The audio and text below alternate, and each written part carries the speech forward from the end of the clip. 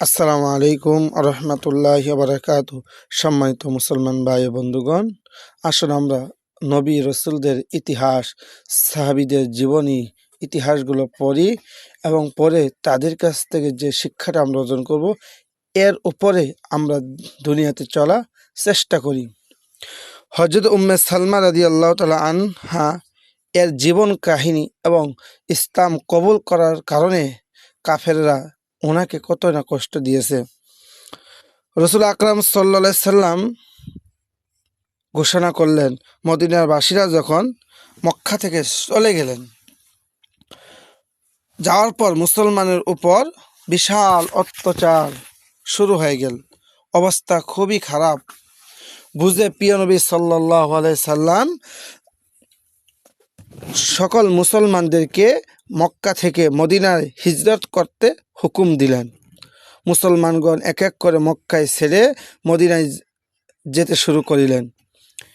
এই সময় হযরত উম্মে সালমা রাদিয়াল্লাহু তাআলা আনহাকে নিয়ে তার স্বামী হযরত আবু সালমা রাদিয়াল্লাহু তাআলা আনহু মদিনা যাওয়ার জন্য তৈরি হলেন।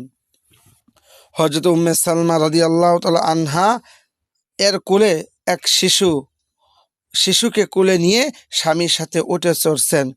উম্মে সালমা রাদিয়াল্লাহু তাআলা আনহা এমন সময় আবু সালমা রাদিয়াল্লাহু তাআলা আনহু এর শ্বশুর বাড়ির লোকজন এসে বাধা দিলেন।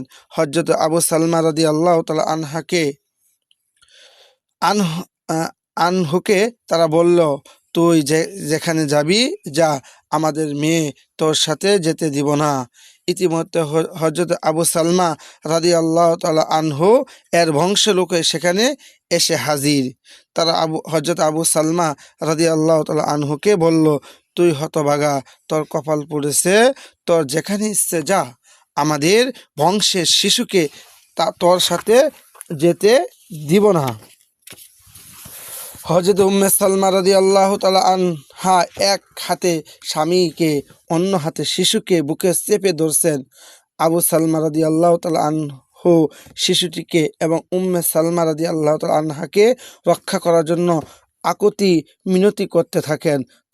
পাপিষ্ঠ শয়তান একটুও তাদের মায়া হলো না। তার স্বামী হাত থেকে স্ত্রীকে এবং মায়ের কোল হতে শিশুটিকে ছিনিয়ে নিয়ে চলে গেল। হযরত আবু সালমা রাদিয়াল্লাহু তাআলা আনহু আল্লাহর উপর ভরসা করে দুঃখ মনে চেপে উঠে পিঠে মদিনায় রওনা দিলেন। হযরত উম্মে সালমা রাদিয়াল্লাহু তাআলা আনহা বলেন, যেখানে আমাকে আমার স্বামী এবং আমার সন্তান হতে পৃথক করা হয়, আমি সেখানে প্রতিদিন যেতাম, তাদের কথা মনে করে কাঁদতাম। এইভাবে 1টি বছর কেটে যায়। আমার কান্নাকাটি করতে দেখে আমার এক খালাতো ভাইয়ের মনে দয়া হয়, তিনি আমাকে মদিনায় পাঠানোর ব্যবস্থা করেন। উম্মে সালমা রাদিয়াল্লাহু তাআলা আনহা বলেন, শিশুটিকে নিয়ে আমি আল্লাহর নামে করে মদিনায় রওনা দিলাম। পথ চিনি না, পথে উসমান বিন তালহা নামে একজনের সাথে আমার দেখা হয়ে যায়। উসমান জিজ্ঞাসা করেন, তোমার সাথে কে যাচ্ছে? হযরত উম্মে সালমা রাদিয়াল্লাহু তাআলা আনহা বলেন, কোলে শিশু আর আমার রব, আমার আল্লাহ আমার সাথে আছে। উত্তর শুনে উসমানের বুক কেঁপে ওঠে, তার মনে দয়া হয়। তিনি উম্মে সালমা রাদিয়াল্লাহু তাআলা আনহাকে মদিনায় পৌঁছে দেন। সুবহানাল্লাহ। দেখেন, ইসলাম কবুল করার কারণে তাকে কি করছেন, শিশু থেকে তার সন্তান কাছে আলাদা করছেন, স্বামীর কাছ থেকে স্ত্রীকে আলাদা করছেন। শুধু একটাই অপরাধ ছিল, তারা ইসলাম কবুল করেছেন। আজ ইনারা ইসলামকে আমাদের হাতে উঠিয়ে দিয়ে গেছেন। ইসলামকে তারা বিজয়ী করে নিয়ে আসে তাদের জীবনের বিনিময়ে, আত্মত্যাগের বিনিময়ে আজকে ইসলাম আমরা এত সহজেই আমাদের কাছে এসেছে।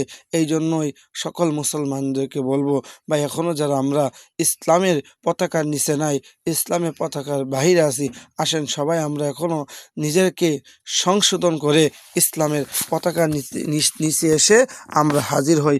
আল্লাহ তাআলা আমাদের সকলকে সঠিক বুঝ দান করুক এবং ইসলামের পতাকার নিচে থেকে ঈমান ও আমল নিয়ে কবরে যাওয়া সকলকে তৌফিক দান করুক। সকলে বলেন আমিন। আসসালামু আলাইকুম ওয়া রাহমাতুল্লাহি ওয়া বারাকাতুহু।